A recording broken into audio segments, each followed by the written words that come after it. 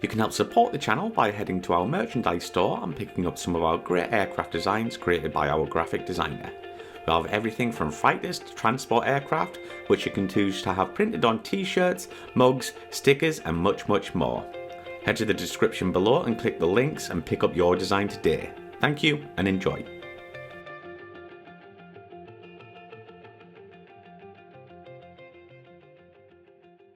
So we are back with Karl Gruner, and he's going to share a couple of stories from his time on the F-111 and F-16. So Karl, just go for it. Yeah, well, it's nice to be on your channel again. As most people probably know, if they've seen some of my previous videos, I flew the F-111 first, and then at the Mountain Home Air Force Base in Idaho, and then at Lake and Heath for 3 years. I was at Lake and Heath during the El Dorado Canyon raid, but I did not go on the raid myself. So, I left Lake and Heath 2 weeks after the raid happened. But as far as stories, I already told the one story about my first red flag sortie, but I've got another one, and it was during the same red flag deployment, but it was a little bit later in the deployment, and this is a sortie where we were a two-ship, if I remember well, but this was at night. So at night, basically, it was almost like being single ship in the sense that I was a wingman with a leader, but we were basically following each other in trail about 8 miles apart. So the leader goes into the target, and then we were following pretty much along the same path, maybe not exactly the same, but pretty close. Just 8 miles beyond. Did I say 8 minutes? Anyway, 1 minute, which was about 8 miles behind. So at the 480 knots. But on that one night, we were fragged with 8 Mark 82 live bombs. So these are 500 pounders. And the peculiarity, though, was that we were going to ingress on the terrain following radar at 200 feet to try to avoid the simulated SAM threats. There were also, I think there were some F-15s flying air-to-air cap as the red air, although I can't remember that exactly. I don't remember having to tangle with them at all. But what we were worried mostly about was the simulated SAMs that they had on the range at Nellis. And so over relatively flat terrain, we would, there's a lot of mountains there, but there are areas where it's basically a plateau where it's pretty flat. So on those flat areas, we would actually go down to 200 feet on the terrain following radar. And actually 480 knots was the cruise speed, so 8 nautical miles per minute. But then IP to target, we would typically do 540 knots, which is 9 nautical miles per minute. So we'd accelerate from the initial IP is the initial point. That's the last point before the target. That's typically the last point that we choose a point that is significant. At night, of course, obviously, it would be more important that it's radar significant, that you can pick it up on the radar as opposed to visually. But that is basically the last point where you're going to be able to do a good update before attacking the target on your system. So make sure your INS is spot on, so that when you attack with a radar, the Wizzo in the right seat is going to have a good lock on the target, so to speak. He's able to, his crosshairs will be very close to where the target should be, and then he should be able to pick up the target and then do a final adjustment or refinement, and that gives me a steering cue in the aircraft, both on the horizontal situation indicator, HSI, and on the, I guess you could say, heads-up display. In the F-111A, which is the model I'm talking about here, it was more like just more like a gun sight. It wasn't like a full-up heads-up display like you would have on more modern aircraft. However, I did have a display in front of me with a steering cue to get me aligned with the target. And then the radar and the Wizzo would basically aim on the target, and then we would be in a CCRP type of mode where I would press the weapons release button, commonly referred to as the pickle button, and then the computer would figure out exactly when to release the weapons. So, but the peculiarity is that we had 8 Mark 82s live ordnance, but these were slick bombs. So, on Mark 82s, there are various variants. So the basic one is completely slick. It has some fins, but it's when I say slick, there is no retardation device in the back end to slow it down after you drop. So what happens is if you drop too low, the bomb can explode pretty much below you. I mean, not exactly, it's still going to slow down some, but it's not going to slow down in half. And you could actually what's called frag your own aircraft. So the fragments from the bomb have an increasing chance to actually hit your own aircraft and cause damage. There are actually some good videos on YouTube of, I think it was a test in 1963 of some of the Air Force planes, an F-105, followed by an F-100 observation plane dropping some ordnance. And one of the bombs explodes too early and actually damages both aircraft to the point that all the crews have to eject. So they lost both aircraft on that one. So that's it's a pretty significant danger. So we're ingressing at 200 feet, and that is way too low to drop Mark 82s slick without fragging yourself. So what we had to do, amazingly enough, is to climb to 1,000 feet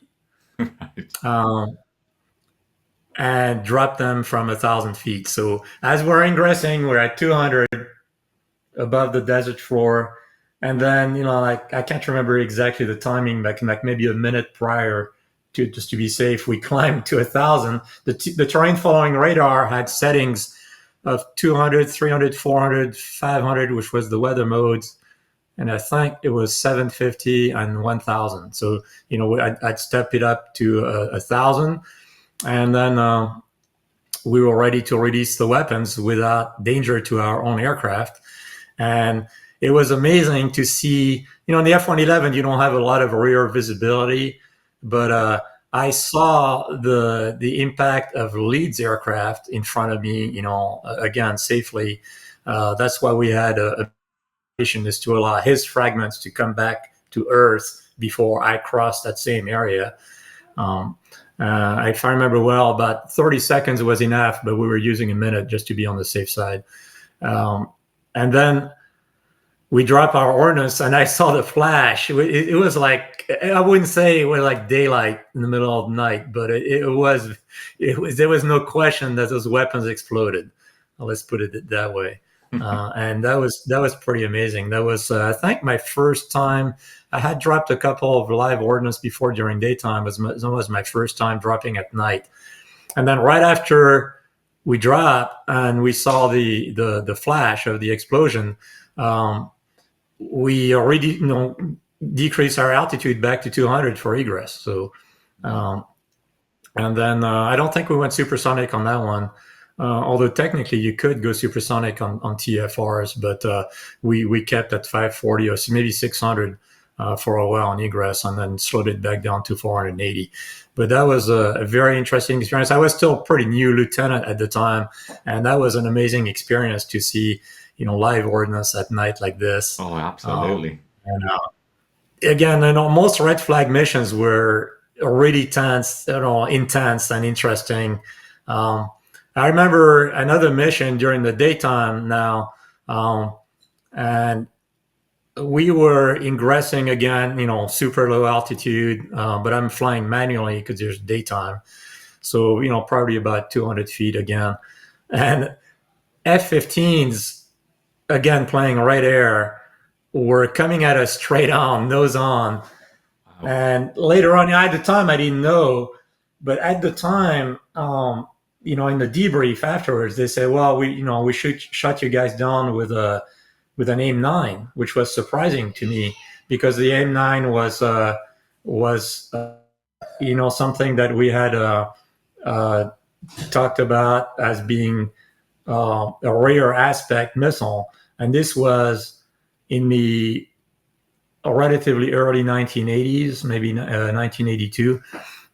But what we didn't know is that the new AIM-9L at the time, which preceded the Mike model, of course now they're all the way to the X, which is quite a bit different, but was definitely capable of shooting you in the face even at low altitude. Yeah, so at the time, for whatever reason, we were not had been made aware that this new capability of a head-on shot with IR missiles was possible. And so later on, of course, we developed tactics like, if you reduce power enough, particularly with a hot back, then they cannot take a shot. And when I started flying the later in my career, of course, I was aware of that as the guy with the AIM-9 on board, the Lima and then the Mike. And of course, we always had to use tactics, anti-IR missile tactics as we were getting close. But at the time, I didn't know. And, I was happy tooling around at super high speed at low altitude. So, yeah, go ahead and try to convert on me. I'm going so fast, you're probably going to have a hard time. But they didn't need to. They just shot us in the face. Like, and again, at the time, they for some reason, I don't remember us being called as dead or anything. I guess, I just proceeded with the mission. And it wasn't until the debriefs that I found out, oh, by the way, you were actually dead before you even got to the target. But okay, fine. We learn, again, that is the purpose of this type of exercise. A red flag is to learn from it and, figure out that maybe you need to change your tactics or things like that. One of the, that's not directly F-111 related, but one of the interesting experiences I had during the deployment was to be able to climb on board a Vulcan B-2 bomber from the RAF that was also part of the exercise. Now, on the ground, I didn't fly in it, and that was super interesting. I guess it was one of the very last deployments that they did. And what was pretty comical on the ground is that they had the weapons bay open, and the only ordnance in the weapons bay was one BDU-33 little blue 20-pound bomb that was on one of the racks. Because of course, they were simulating, I don't know, whatever, but they only had one bomb, and it was tiny in this huge bomb bay. That was pretty. But the interesting part of the cockpit, was very, very interesting. So that's another experience that I remember to this day. It was like a fascinating aircraft, and how the discrepancy between how big it was on the outside and how tiny the cockpit was just amazing. So in the F-111, some other stories. I was when your interview with Mike Crane, the Aussie F-111 pilot the other day, reminded me. I think I already related the fact that a couple of times, not very often, but I did do DACT in the Wash area against RAF aircraft, F-4s in particular. And I think I related that story before, but yeah, that Mike Crane's story reminded me a little bit of that, because it didn't happen very often. Most of the time, what would happen at low altitude when we were ingressing, let's say in Scotland, we would get jumped by just about anything, from the RAF. But of course, at the time, we would just basically maybe do a reaction turn of 90-degree turn and then rock our wings, saying, hey, enough of this, because definitely we're not going to engage. Well, first of all, the main tactic for evading enemy fighters was speed in the F-111. Yeah. And of course, you couldn't go supersonic in peacetime over Scotland or anything like that. So you could increase the speed to maybe 600 for a while, although there were speed restrictions as well. So you had to even be careful, even subsonic, because of noise constraints and stuff like that. So you also had to be careful what area you were going in. But nevertheless, in desperate times, sometimes you would do a brake turn to avoid being shot by a missile, and then rock your wings and then be on your merry way. So the F-111 was, again, pretty survivable. One of the tactics, of course, I never did that, but one of the tactics that we were taught, defensive maneuvers for like a red flag, is to simulate what they call bomb in face, BIF, BIF. So that would be if you had not, that would not work with slick ordnance like I talked about before.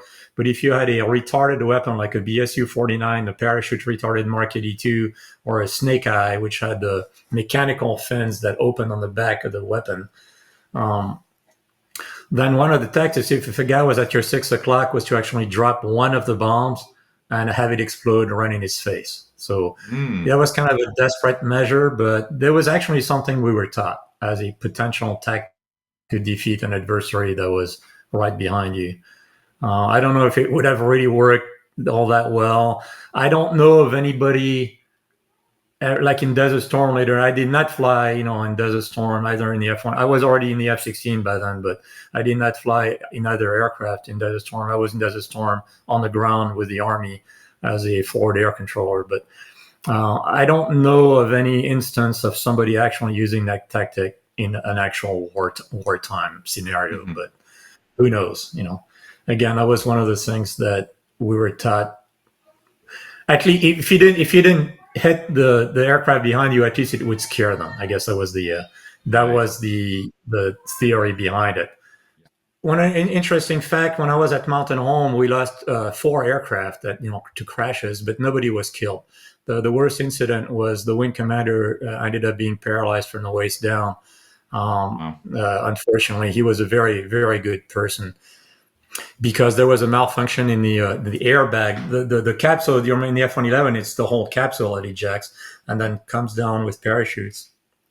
But to soften the impact, there's an airbag that inflates below the capsule, and that airbag malfunctioned in this case. So the wing commander ended up being paralyzed from the waist down, and his Huizo ended up, wasn't so bad, but he ended up being barred from flying ejection seat airplanes after that. Oh, wow. And he had to be transferred to fly. He was still flying, but he was flying, I think his next assignment became the T-43, which is a navigator, trainer plane at Mayfair Air Force Base. But some of these, that's why I wanted to bring up this book right here, because if people are interested in, I don't know if you're familiar with this book, but I've seen the book before. I don't have it, but this has every F-111 loss, including in the Australian ones, and a very detailed account on what happened and what happened to the crew and everything. And one of the losses we had, which was not a crash per se, but is an airplane which was loaded with 8 Mark 82s caught fire on the ramp, and then the weapons exploded on the ramp after a while. After the fires started spreading, of course, they evacuated a pretty wide area around it. After a while, they just told the firefighting crews to just get away because it became too dangerous.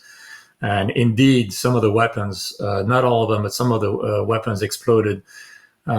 And the airplane was a total loss, but that was everybody on the base came out and started watching the fire. And of course, we were pretty far, they wouldn't let anybody close, but obviously. But that was an interesting experience as well. Another experience when I was at Mountain Home was seeing an airplane land with the gear up. This was a malfunction.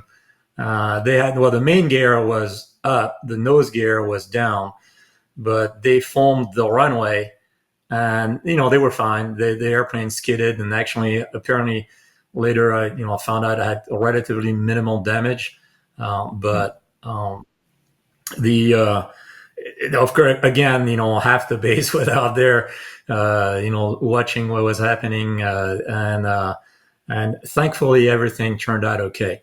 My own experience that was not exactly the same, but related, was I was flying at Lakenheath on a night mission, and coming back to the base, I put the gear down, and the red light in the gear handle stayed on. So I had 3 greens, which means, actually in the F-111 it's greens, sorry. Because the main gear basically is all one big assembly that comes out of one bore. So it was 2 greens. But the 1 green indicates 2 main gear down. But I had the red light on the gear handle. I did not go out. It was normal for the red light to be on for a few seconds while the gear is in transition, but then it stayed on. And what had happened, so wingman joined and checked us, and he said, yeah, your main gear door, which in the F-111 also acted as the speed brake, is fully extended. It did not. So your gear is down, but your speed brake / main gear door stayed fully extended. And I'm like, okay. So they, the supervisor flying in the control tower called the General Dynamics at the time representative. That was before they were absorbed by Lockheed Martin. And we're trying all kinds of things, pulling circuit breakers and all that stuff while I'm holding at altitude, and nothing doing. The speed brake / main gear door was down, and there was nothing. So eventually, we were told, I think there was a vice wing commander got involved, and they said, okay, bring it in, see what happens. So I was kind of a little nervous because I'm like, well, I don't think anybody had a lot of experience with this. And I wasn't sure exactly what happened. And as a precaution, they said, okay, you're going to take the approach hand cable. So put your hook down. As many people might know, well, first of all, the F-111 was built partly as there was a naval version at some point. But the hook that was on the Air Force versions probably would not have been strong enough to do a carrier landing. However, it was still there to, in case of an emergency, that maybe your brakes failed or something like that, you could put it down and take a cable. So on the runway at Lake and East, there were both approach end cables and departure end cables. So, you could hook either one. They told me, take the approach end cable. And so we put the hook down, came down, wasn't sure what to expect, with the speed brake being all the way down. It was going to touch down first before the gear actually touched down, or about the same. And it turned out to be relatively uneventful, although there were sparks flying everywhere. What happened, of course, the optimal would have been if the hydraulic pressure wasn't strong enough and it had pushed the, on contact, pushed the speed brake back, but it didn't. It stayed full out and it grounded in half. So there were sparks flying. Again, this is at night, so apparently it was pretty spectacular. I could see some lights behind me, but I was told later that was pretty spectacular. But I did take the cable. We came to a stop pretty quick, and we were just fine. But again, it was pretty unusual. And then sure enough, upon, stepping out of the aircraft and doing an inspection, it just ground half of that speed brake to a pulp. Wow. So that was an interesting, unusual experience, and that probably not many people can say they have experienced. But anyway, again, turned out not to be such a big deal after all. But before then, I wasn't sure. I wasn't sure if it would affect the control of the airplane on the runway or anything like that. But no, everything's fine.